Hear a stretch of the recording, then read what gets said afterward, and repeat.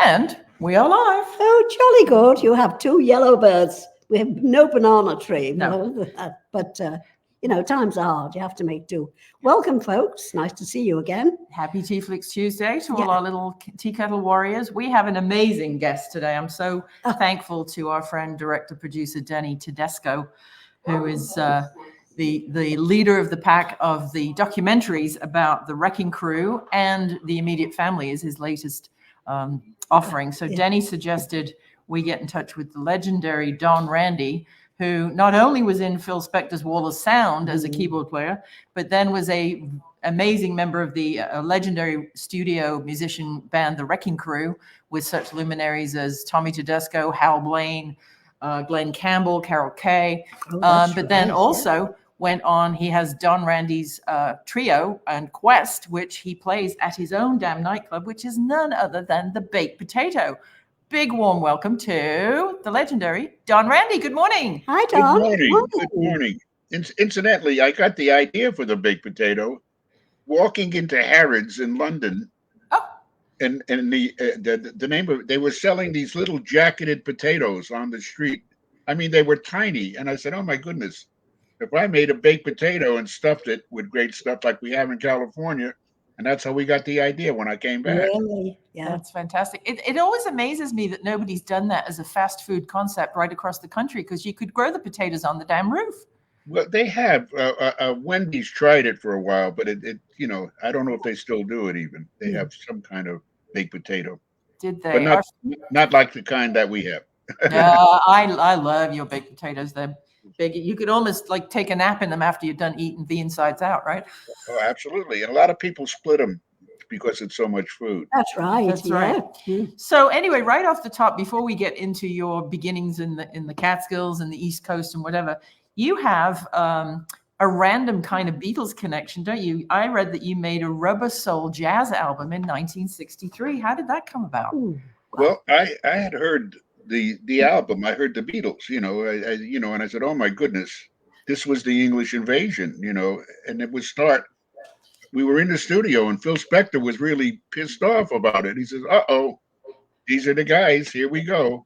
And that was the competition. But I thought musically it was wonderful and it adapted to jazz. Right. So we did it and everybody hated it. They said, yo, you can't play rock and roll tunes and play jazz. Well, But when I think back, that probably was the first fusion album where they fused everything together before anybody else did it. And a year later, everybody was recording Beatles music. Yes, that's right. Over. Right. Well, so few artists back in the day wrote their own music. It was the professional Tin Pan Alley people, and you covered the songs that the publishers gave your manager or the label, right? Absolutely.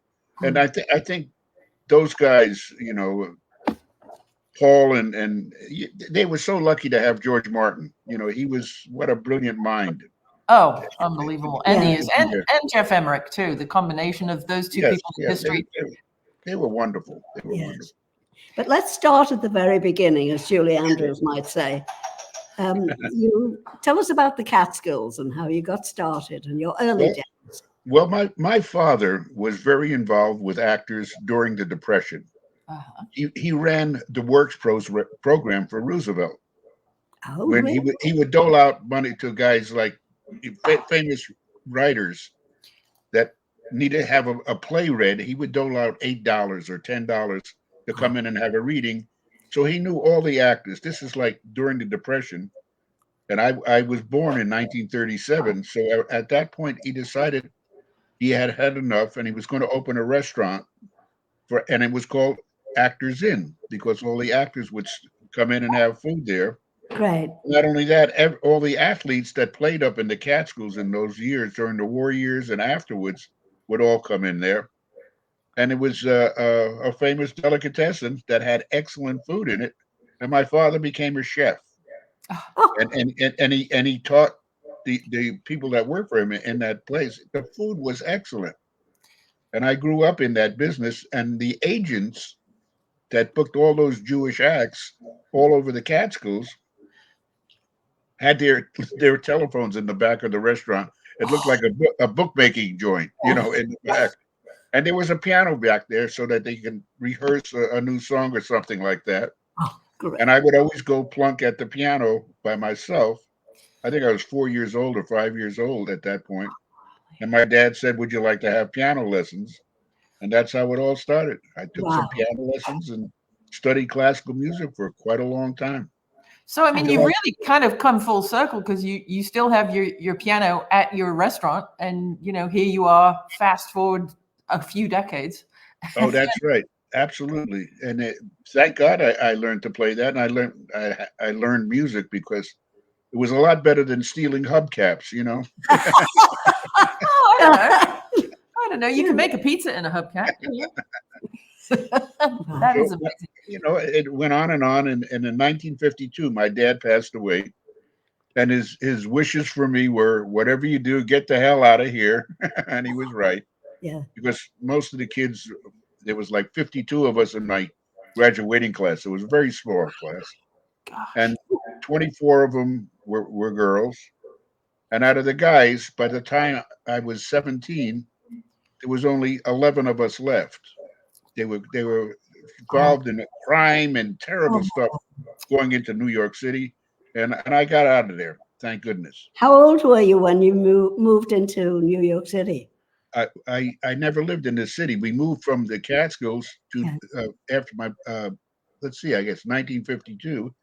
By 1954, my mother had some relatives in Los Angeles.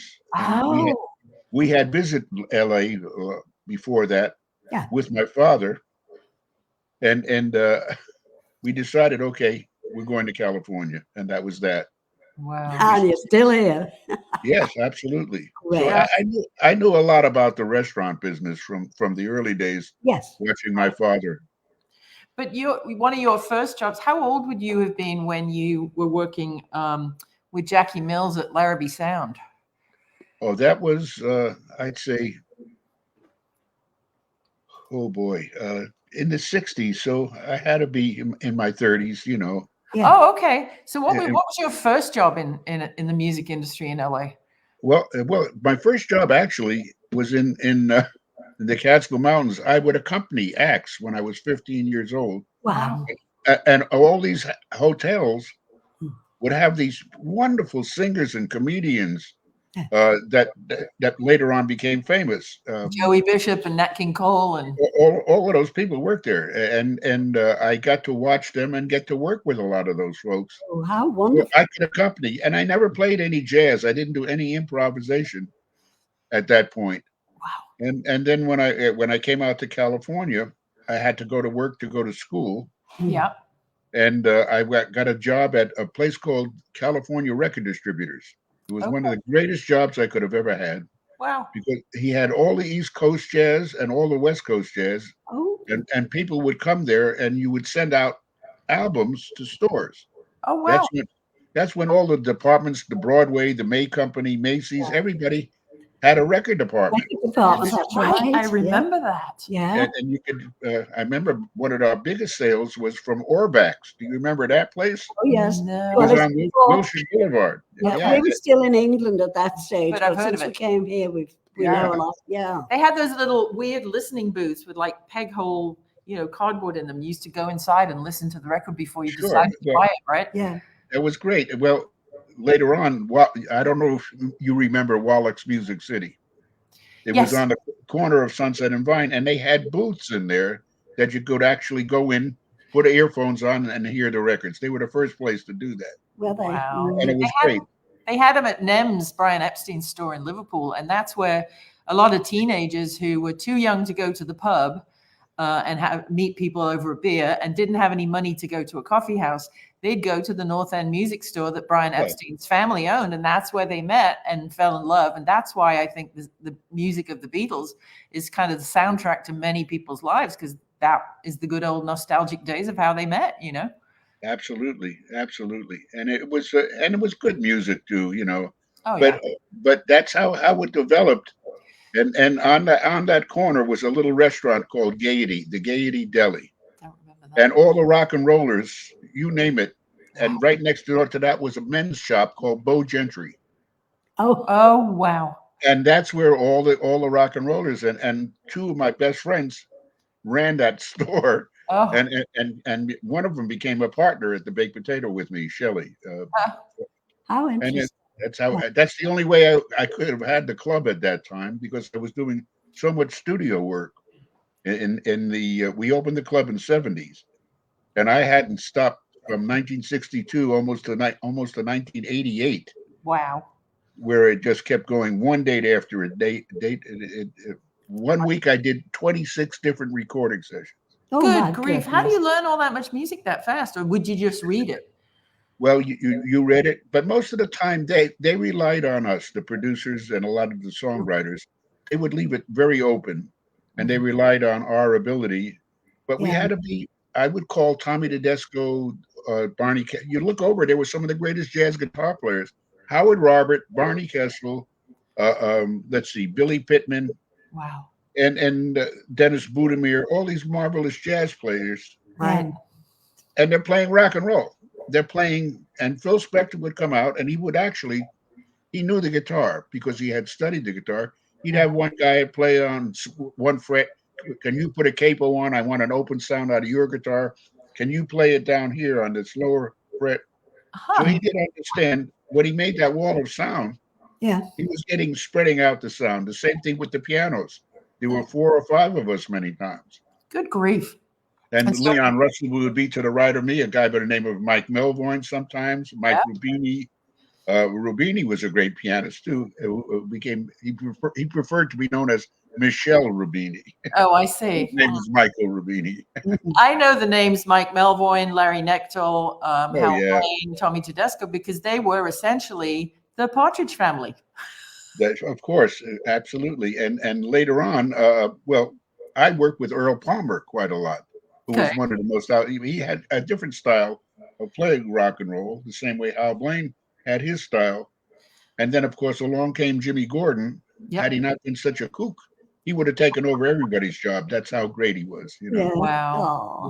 Wow. Yeah. So isn't it great, though, that you have places like East West that are still there, and the Pet Sounds Room, and Candace and Keith take such great care of that place. And I My love, favorite place. me too. I mean, Capitol has its own vibe when it opens up again. It's a little more austere. Capitol, it's a little more corporate. But East West, you just feel, you can ooze. You feel Mamas and the Papas and the Beach Boys oozing out of the walls, don't you? But also, we did the Loving Spoonful in that same room. Oh, wow. Really? And then we did, you remember a lady by the name of Mrs. Miller? Oh, Yes. yes. She had, Oh, yes. she was terrible, but she was terrible. delightful. That's She her was so style. delightful. Johnny Carson adored her, so we'd have her on. Yeah. She got and she sold almost 1 million albums with her. Oh, I know she was huge in England. They loved her. Oh yeah, She was Oh, so yeah. bad. She was great. They had her on yes. the So Royal. I got to play with her all in that same room. So Really? and over the years, I think I spent half my life in that one and the one in the back. Yeah, And then, of course, Gold Star, which was on Santa Monica and Vine. We right. did 21 million selling records in a row for Oh. Phil Spector. Good grief. So we were the luckiest. For me, I always thought that was the luckiest thing that ever happened, for the simple reason that if you were a producer and you weren't independent and you worked for Capitol or for RCA or Mercury, one of the bigger labels, Yeah. Right.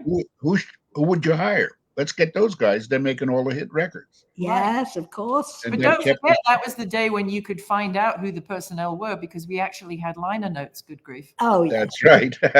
That's true.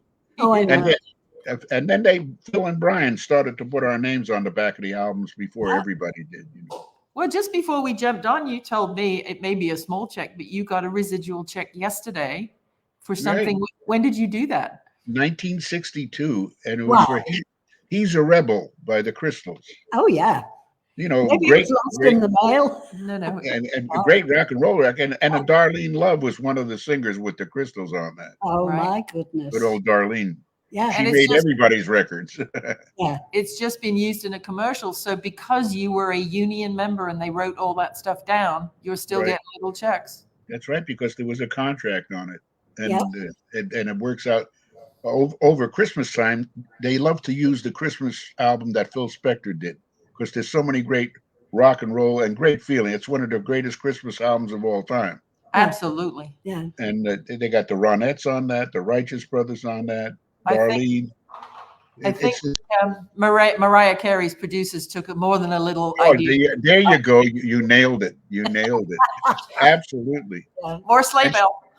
Yes. That's wonderful.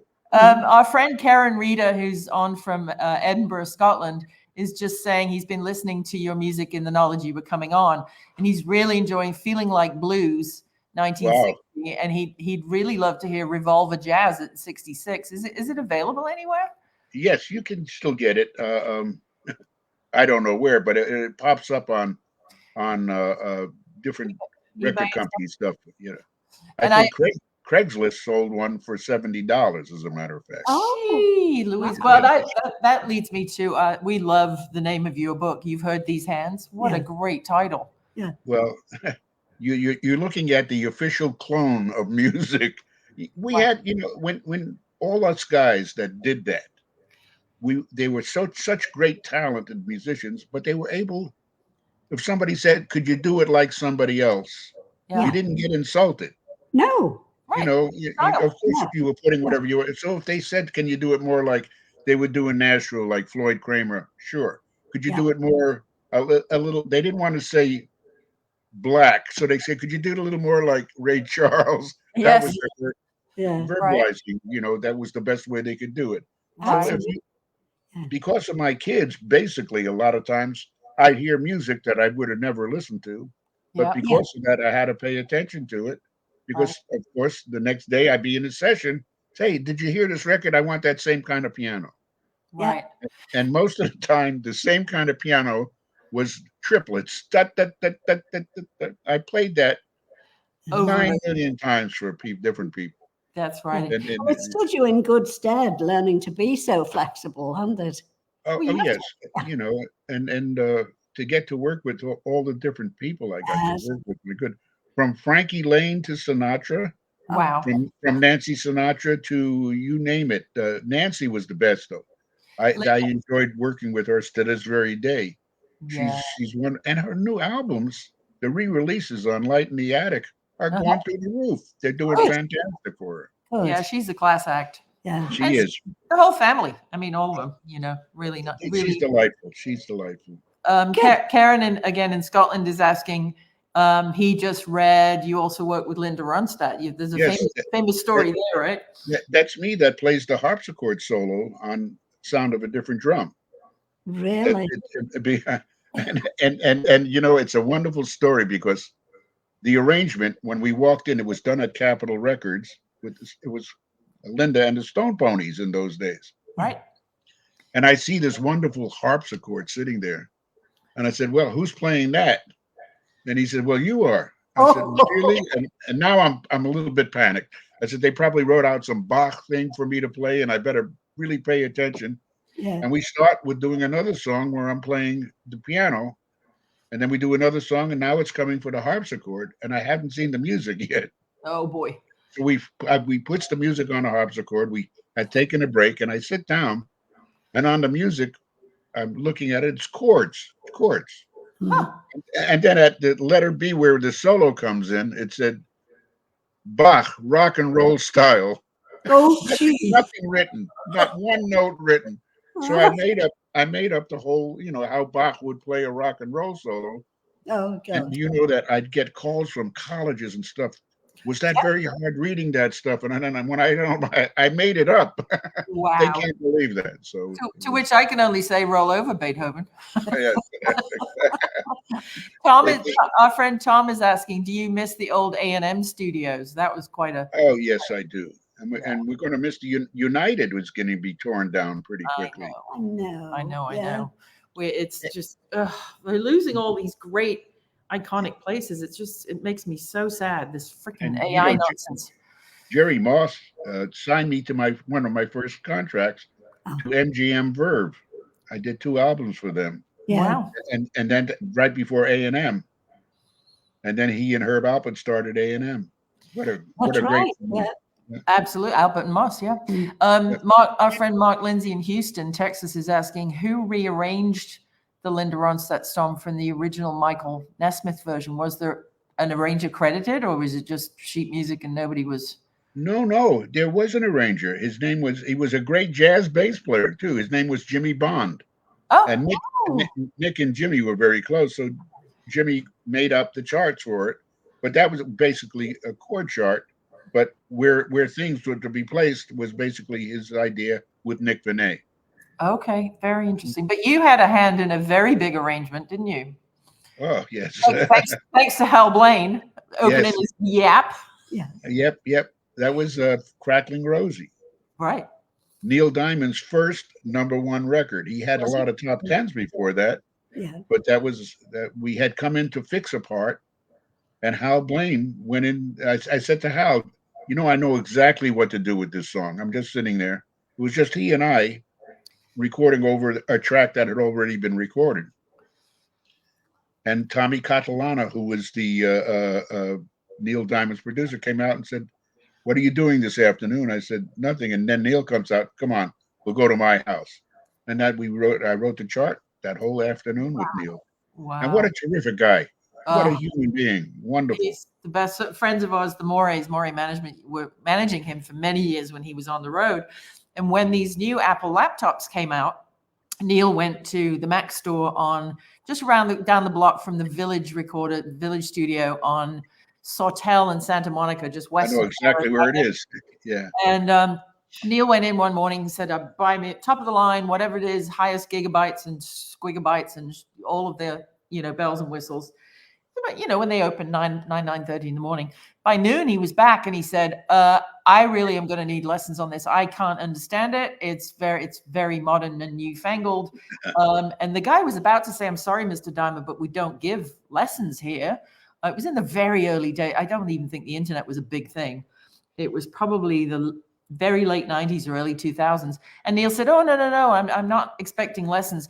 I just need to order 23 more of these. I'm going to give one to everyone on my bus."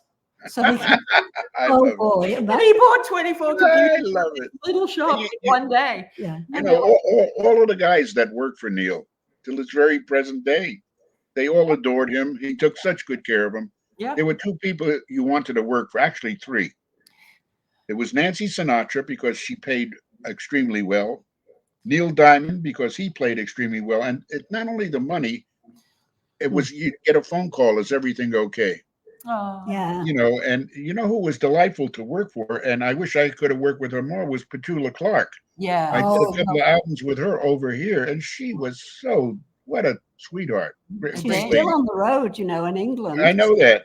And she had already sold millions of albums before we ever heard her here, She's a dame now. She's got her damehood, and she's actually featured in Angie's book, There Are Faces I Remember, which is all about all the people Ange met. Oh, sure. Along the Winding Road. And I knew Dame Petula because she was in Blood Brothers with David Cassidy, who was a client of ours. And we went to see it in Atlanta, and she was just such a normal. I mean, she's been a star since she was 7 or 8 years old. Very young, yeah. She was on the Royal Command performance for Queen Elizabeth when I think she was, I want to say 10 years old.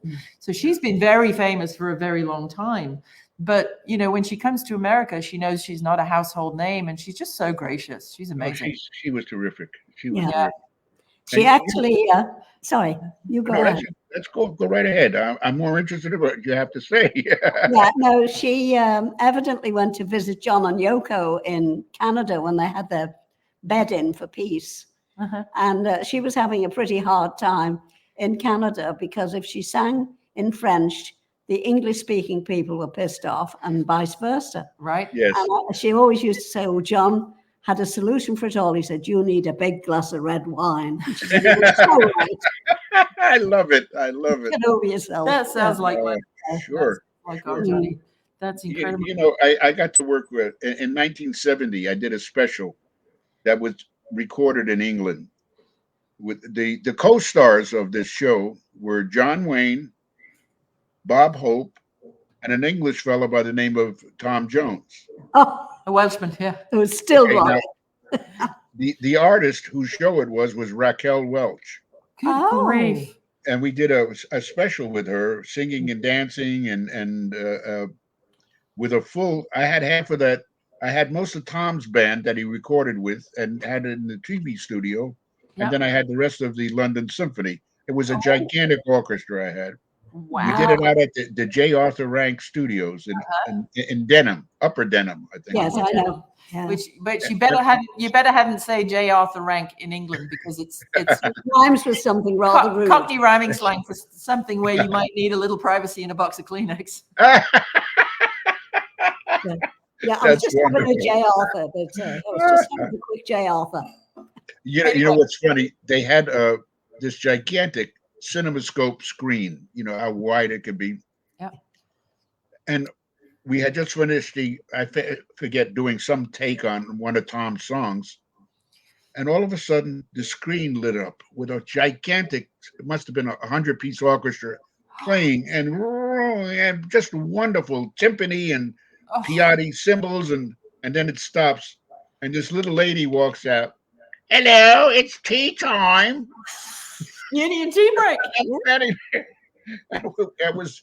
They did that to put me on, to have some fun with me. But we go out to have a 10-minute break, and there she was. She was a lady serving everybody tea. Well, the tea ladies. This is what we call her, because she has an organic tea company, Mrs. McCartney. Yes. But the tea ladies at Abbey Road and everywhere with the engine that kept the thing running. Absolutely. Richard Branson says to this day he still drinks 20 plus cups of tea every day. Wow. That's his fuel. Yeah. My wife still drinks tea all day, Oh yeah. That's out in the morning. Well, she was originally a bluebell dancer in London. Really? I passed. She must be tall then. She must be taller than 5 she was tall. She was very tall. And when then I she was 16, got to work she went over. Where did she go? To Paris with La Nouvelle to the Lido. And Minsky's. Yeah. And she had to have an escort because she was still 16 years old. That's right. Well, when I was 16, I passed the audition to become a bluebell. I went to London and they measured me, and I did the high kicks and the ballet routines and all of that. Yeah. And I was going to go to the Lido in Paris at 16, and my dad just said, "Nope, you're not going. Not going to happen." So I might have met your wife back then. Oh yeah, she did very well. Then I met her in Las Vegas. She was lead dancer for a show there, and I was playing in the lounge at a little trio.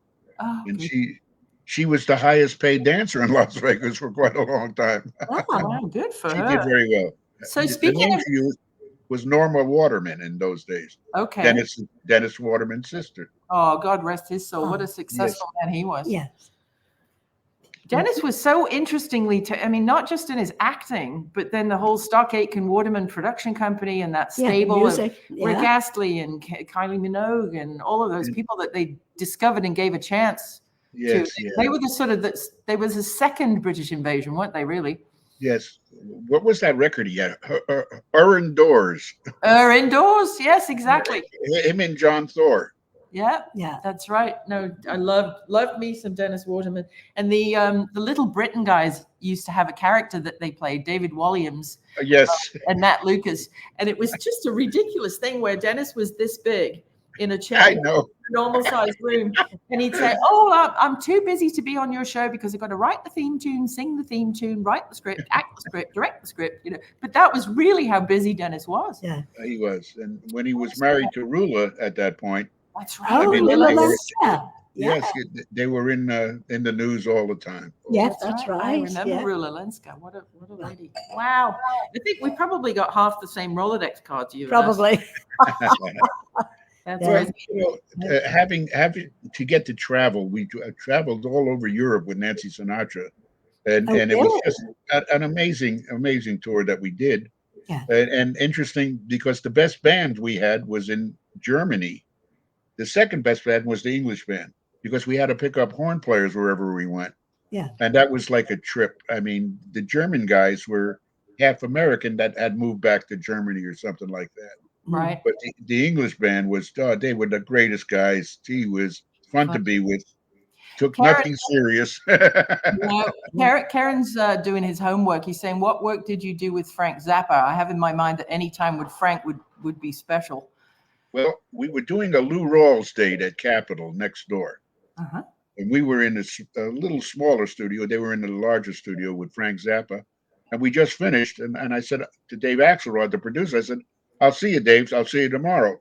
And I was shooting out the door to go home.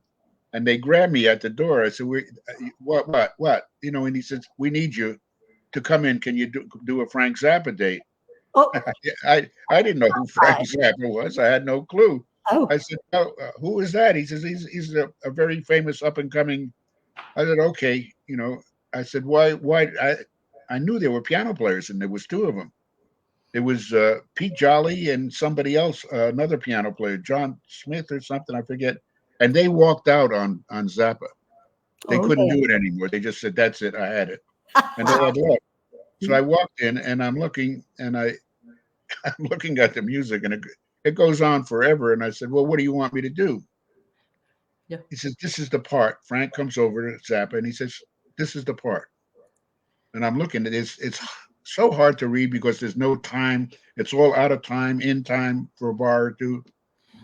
I said, okay. So we sat down, and I said, I'm going to approach it this way. It starts here on the left, and it's going to end way over here on the right.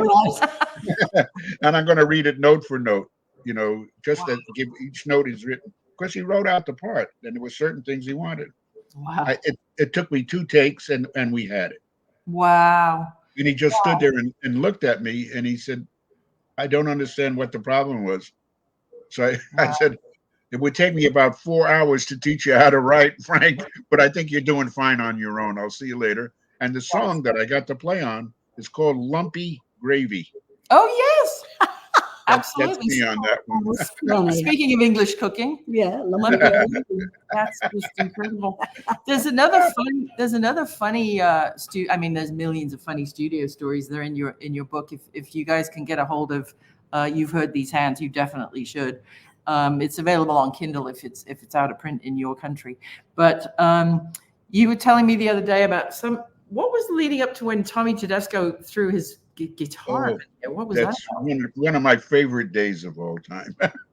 You know, Tommy had a wonderful sense of humor, and he could bring it down to where it should be. You know, when everybody thought they were really hot stuff, he said, okay, watch me. Yeah. So Shorty Rogers was the arranger, a great jazz trumpet player and a great jazz arranger.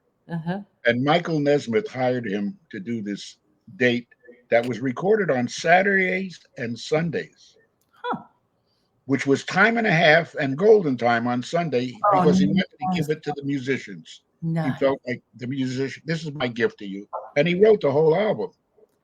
Wow. I think it's called Wichita Train Station. I'm not exactly positive on that, but I think it's pretty close. Okay. So we're recording this one thing, and Larry Knechtel and I are the piano players on it. And Larry says, boy, this is pretty interesting stuff Shorty's written. And Shorty was like the typical goatee and mustache, and Mr. Bebop, we called him. It was like, hey, man, is everything cool? Yeah, man, everything's cool. That was Shorty. Character. And he was short. So he comes over and he says, to Tommy Tedesco, we were right behind where the guitar players were.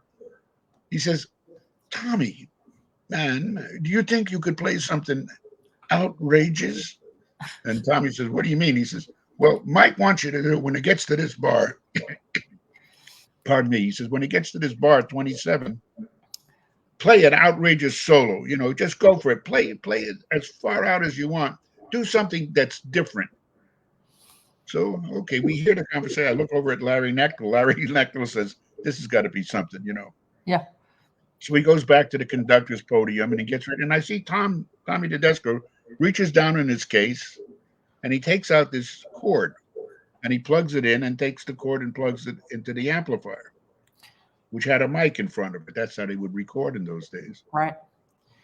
And we get to that bar, and the next thing I know, he takes this, what would it be? I guess it would be one of the Fender guitars. Uh-huh. Heavy.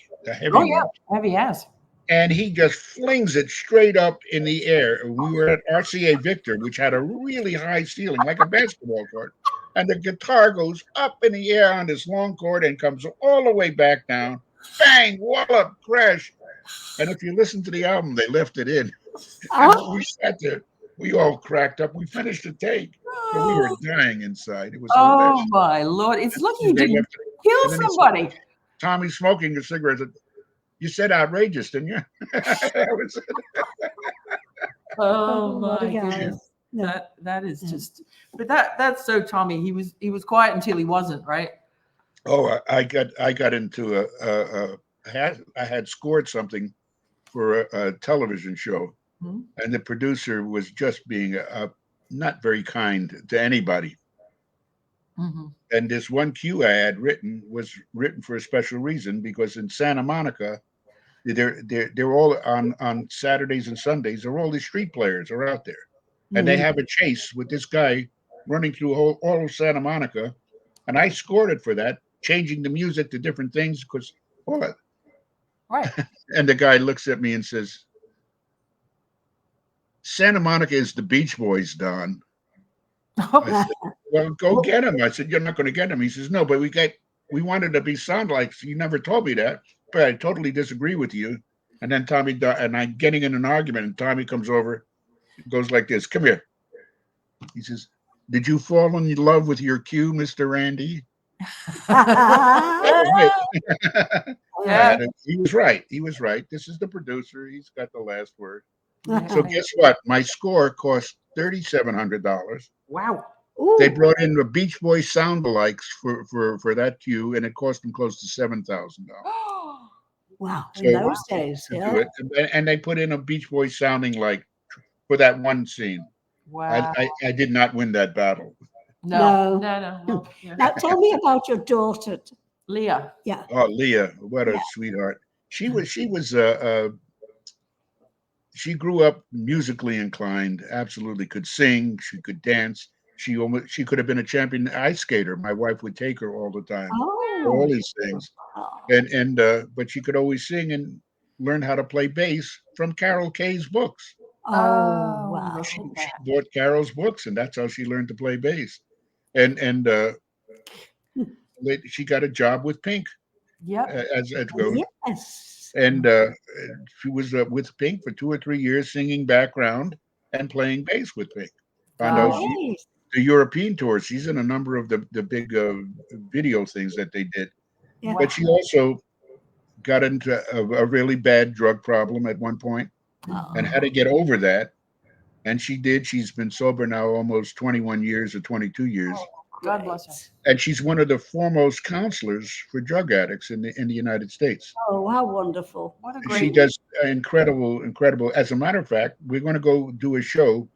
With her and I and a bass player and drummer in New York for the Karen Foundation in May, which raises loads and loads of money to help drug addicts. Great. I think it's on the 22nd at Cipriani's in Oh, New York. gosh, what a great cause and a great place. Well, good for you. Yeah. I just love those stories when you know people have just battled those demons, and unfortunately not all of them make it, but there are wonderful people like Leah and like you raising money. It's kind of shocking to me that all the taxes we pay in this day and age, there still have to be charities. The fact that we still need to raise money as private citizens. Let me tell you something.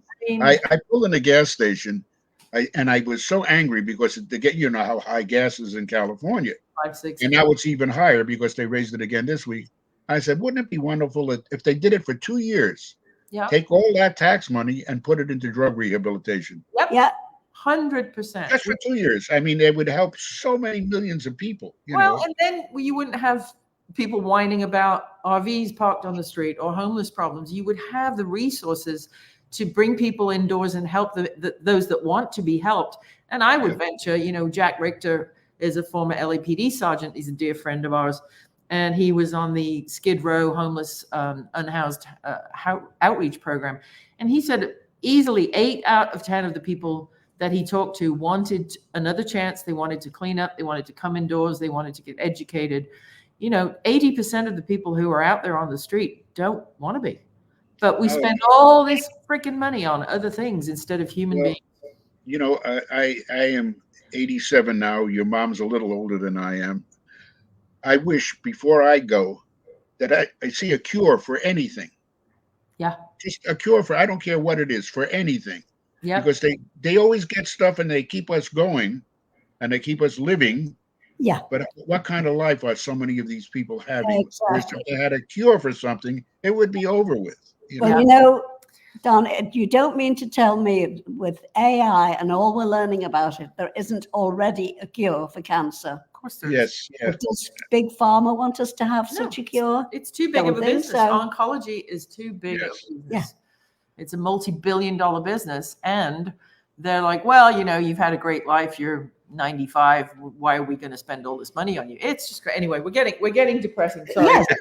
We're getting off the track. But I love the fact, let me know on email too, because we'll share posts and do anything that the Karen Foundation is doing. Let's get the word out. We've got a lot of friends and so on in New York. So back to the old days though. I heard once upon a time you were playing a gig and the legendary Oscar Peterson was in the audience. What's that like to have him be in the audience? Were you pooping your pants going, oh my God, Oscar Peterson's watching?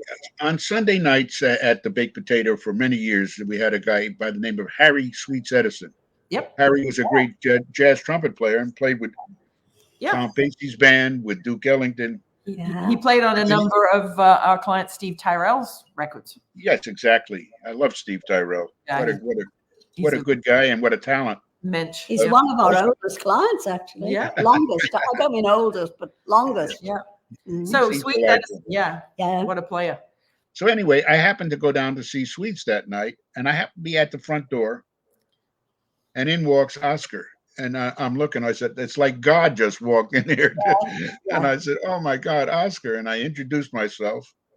And he says, oh, I see you got the Steinway B. And I said, that piano is there because of you. He said, what do you mean? I said, well, we were in Chicago. And I got a chance to see you at the London House, which is where he would play in Chicago. It was a wonderful nightclub. And he played a Steinway B. And I would go in there and I'd listen to him play and I'd want to kill myself afterwards. He was so magnificent. So he sits down, he says, he was by himself, and he sits down next to me, and Sweet sees him and says, come on, you got to get up and play. And he kept saying, no, I'm here to listen to you, you know. And this went on. And then finally they took a break. Wow. And I'm looking at him. I said, Oscar, that piano is there because of you. Won't you do just one song? And he just looks at me and he said, oh, okay. And he gets up. Wow. And he goes over by himself. And here comes Sweets and says, he goes to Sweets, this is for Don. Oh, wow. Wow. When he sits down and he starts to play, you could hear a pin drop. Not bad. But what I didn't know at the corner of the bar was this lady singer by the name of Sarah Vaughan. Oh, jeez. Oh, boy. And I'm sitting there, and Sarah goes up, and Oscar looks up at her and says, Sarah. And they did 3 songs together, just him, her, and Oscar. But I didn't know Oscar could sing. And when he sang, he sounded like Nat Cole. Oh, no. And I'm saying, oh, my God, I'm getting 2 of my favorite people of all time. And Sarah, you know, today we would have been able to record it. Yep. Right. Just saying nobody. And then we had nothing going on. Can you imagine? But thank God I was there. No kidding. Wonderful. No, I love the fact though that you're still, you know, encouraging. It's still a wonderful place to play for, I say young musicians. They're younger than me, but my friend Herman Matthews, the incredible what a great drummer. Greg Matheson. Greg Matheson has his band there, and Katja Riekemann, the fabulous German sax player. Yeah. And you know, we see people, our friends of ours, going through your venue, and you know you've stood the test of time. You've stood through COVID, and don't you have like a really old liquor license for the joint? Well, we have the original liquor license we got was a good one to get, because I had to fight for it, because they were saying, oh, that's not a restaurant, that's just a few potatoes. So I invited everybody from the ABC down. They all stayed for one meal. There was about 15 of them in those days. This is like in 1972 or 74. Wow. It was. Because we didn't have a liquor license. We had beer and wine when we first opened. Yes. For 2 years. And then we were able to earn enough money to get a liquor license from the club. Because they were not cheap. They were very expensive. Right. So we invited them all down, and people had written letters and stuff that it's not really that. And they said, "You got it. Don't ever have." And then we've had it since 1974. We've Good. had the liquor license. Wow. But That's- it's mostly because of my son Justin. It's his club now, really. Right. And Justin is very passionate about it. Justin was a very famous child actor. Had over 50 Right. commercials, 2 television series, and he decided he became an architect for quite a while too. Oh, Good grief. wow. Yeah, and now all the stuff. When something breaks down in that place, he's the one that fixes it. He, Wonderful. he knows He's amazing. He's amazing, and he That's- also sings. When he sings, he sounds like a hard rock Neil Diamond. Good grief. Oh yeah, it's fun, and I make him do a number of the Neil tunes, so it's kind of fun. You need to bottle those Randy family genes, I tell you. Yeah, we did do an album with the whole family. We did Yes. an album with the band, so that's kind of it was a lot of fun doing, and I never thought I'd see that day, but we did. Yeah. It was Leah, Justin's daughter is a cellist, so she played on it also. Where did the name Quest come from for your band? Well, I was always messing around, searching for new stuff, and the definition of quest is in search of, Yes. Right. and Searching. so that was always I took it, and then Quincy had a label called Quest. With a That's W, right. right? Yeah, and so he and I joked about that too. He was fun working for. I got to work with him. One of my first early dates with Quincy Jones was he came out from New York to record Leslie Gore. Oh, yeah. Oh. It's my party, and I'll cry. I want to. Yeah. Yeah. Yes, but we did. I didn't do that one, but we did 3 other songs in California. That one was done in New York, but he Yeah. came out, and that was the first time I met Quincy. He's Lovely man. absolutely. Oh, what a talented, Yeah. what a great mind. Very Oh, smart he's businessman. I think whenever I think of Quincy, I think the Q actually stands for quantum computing because he's got a thing that just keeps going on and on and on in so many different ways. And he uses a guy to help him with the horn parts a lot of times by the name of Jerry Hay. Oh, Jerry. Great Hay. trumpet player, Yeah. who I've known since he's a kid when they came over from Hawaii Yep. with a group called Seawind. Yep. Jerry Hayes, Oh, absolutely. what a wonderful musician. That You whole know, band was wonderful. And speaking of Jerry Hay, our friend that I was telling you about briefly, Barry Coffing, who runs We Get Music and MusicSupervisor.com, he is building out a blockchain new technology way to list all of the players and everything, just like the Union used to. Yes, yes. He's using new technology to get players paid the old-fashioned way. So I can't wait until that gets launched because, so many producers, they get a 4-point deal. Well, then the record company expires or the artist redoes the master in their own studio and the producer wasn't on it. So the royalties go It's away. So true. So true. It's Yeah. just horrible that, kids nowadays studying music is such an important part of life, of mental health, of mathematics, of balance, it's just everything to me. And what's the incentive nowadays? No, it's so tough. I try to tell, I'll go to some college on occasion, and they'll say, well, what about joining the union? I said, well, you should join the union. Even Right. if you're not going to get paid union scale, file the union contract so Yep. that there's a contract in what you do. You can There's make a your own record. deal, but make them pay your health and welfare and whatever it is and your pension. Yeah. Because Yeah. these kids will never see it if they don't have a record of it. No. Well, the other Go chase a movie company and try and get your money. Yeah. You can't. Although we Disney. did at one time. It was on what was it called? The Right Stuff. Remember that movie? Absolutely. Yeah. They had Love and Feeling in that. Uh-huh. Yeah. And we did the original track on that, and they insisted that it wasn't the original track. Wow. And we got that, and for almost a year and a half, it was Paramount, but with an independent company and Paramount, and they refused to pay it. And then finally, I said, "Can you tell me who the singers are? Because they sound like Bill Medley and Bobby Hatfield, because I want to use them on a commercial." And that did it. That did it. And they knew they were stuck. And Well, they ended up paying. It took 2 years after the movie was out. We all got our money for that. Good for Great. you. Good Well, for you got to yeah. stand up. I never forget one of my favorite Robin Williams lines was when he did the the voice of Aladdin, the Disney movie, and then they put his voice without his permission into the dolls and the toys, and you push the button and like a Robin Williams line would come out. And he tried to, he fought the same fight that you did. And it was still all in litigation. I think he was on the Jay Leno show or something at the time. And he's like, well, that's why they drew Mickey Mouse with 3 fingers and no thumb, right? So he can't pick up his check. That's clever. 3 fingers and a short thumb, yeah. But no, I mean, these big corporations have shareholders, and they want to save all the money they can and bounce up their shares so they're at the top of the Dow Jones or the NASDAQ or whatever. And we little people who actually create all the good stuff, we don't count. It's not. It's where we made our money was from the independent producers. Yep. Like Brian Wilson, like Phil Spector, because they weren't a corporation. The guys that worked for Capitol and Warner Brothers and RCA Victor, they were on a budget. And so they had to do, we were capable of giving them 4 songs in 3 hours. Oh my God. We would go in, and that's what they went for. It was always 3 or 4 without having to go into overtime. Yeah. And then if you played another instrument, it's called doubling. You would get a double. Yep. So it was like time and a half. Or if you played 3 instruments, you had to be paid for it. But that was because it was a union contract. Yeah. Before that, they were getting away with murder. I mean, nobody got paid. Nobody knew who played on any albums. Right. So we look forward to working for Brian Wilson. When we did, what was it, Good Vibrations? Yeah. My goodness, I think we were in and out for almost 3 months.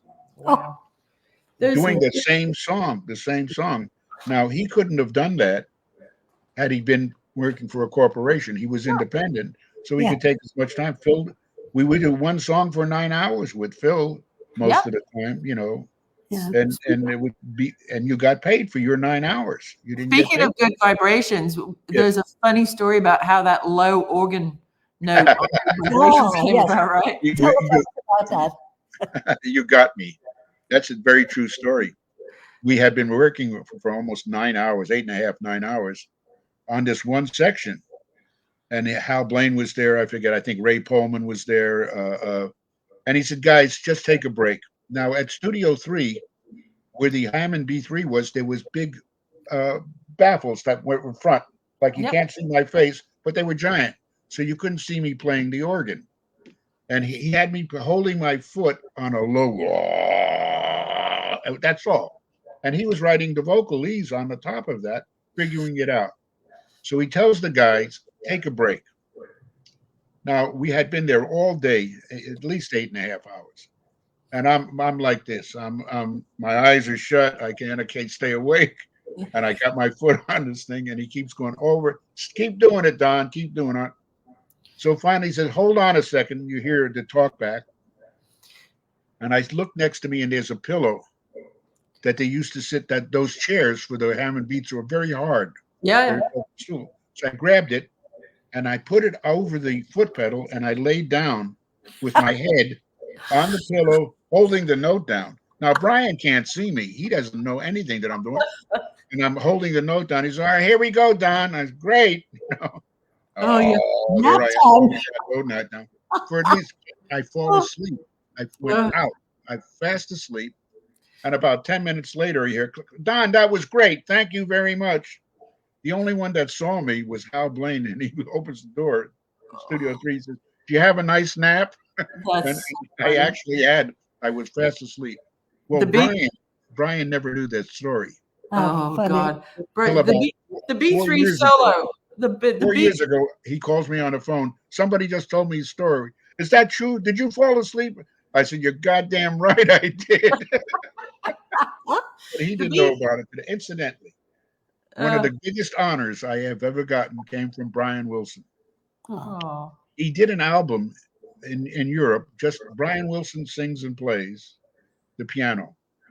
And we were on tour back east with my daughter and my son. We were doing a bunch of little clubs, and we were in Connecticut. And a guy comes over and he hands me this album. He said, would you mind signing this album, Brian Wilson? I said, not at all. He says, yeah, but you have to sign it here. And he's pointing. I said, and I can't see. And my daughter says, look what it says, Dad. She sees what it says.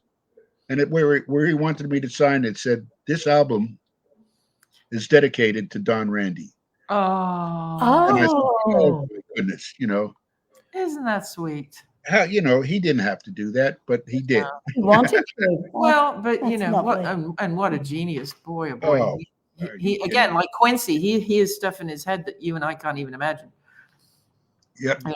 Just incredible. Well, I think there's a new commercial now. The B3 bass solo on Good Vibrations is brought to you by Sleepy Time Tea. Yeah. That's fucking wow. But We said- you get asked to play.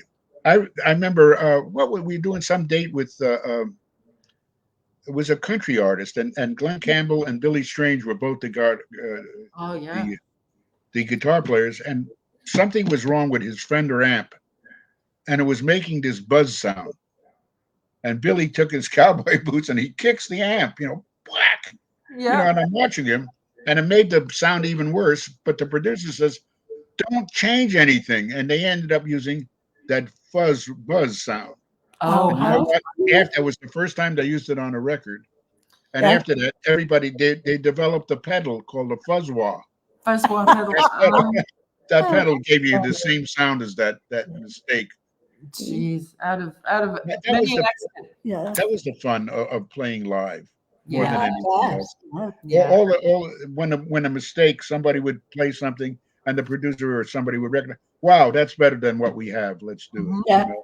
And I because you could do that, everything was live. That's right. That's right. Everybody was in the same room, Yeah. not like today. No, I know. Well, there's a blessing and a curse in that. My husband Martin has a triptych, we call it. His project is called Geist, and he is able through modern technology to use people all over the world to send in parts. But there's nothing like being in the same room at the same time, because that's where spontaneity happens. That's why that's why music sounds so formulaic nowadays. To me, it starts on a computer, it ends on a computer, it's mixed by a computer. We've had on the last few weeks guests who are esteemed clients of ours, like Frank Filippetti and George Massenberg, who are part of the Met Alliance. Last week we had Chuck Ainlay from Nashville. They have the Music Engineering Technology Alliance, and they're trying to pass their analog and digital knowledge on to the next generation of recording engineers. But unless we get this credit where credit is due and residual checks crap fixed, who's going to want to, go into it? Sure. Really, it's really terrible. Incidentally, there's a wonderful teacher at Music Institute, not MI, no, at the one in Boston, MIT. Berkeley, Oh, Berkeley Music, yep. and he's an Englishman. Oh, can't help it. Those kids are so lucky to have this guy. Yeah. I was recently back there, and they wanted to do a Phil Spector date. Great. So they did. They did "Be My Baby." Yep. 4 young girls. The oldest one was 20 Wow. students, and they had the full Spector band. Not the full, but close to it. All right. And they recorded "Be My Baby." It sounded marvelous, just wonderful. Great. I put up my finger like this, and afterwards, and I said, "That's the answer." Yes. And they couldn't figure out. I said, "We did that same track that you just recorded digitally on one track. It was called mono."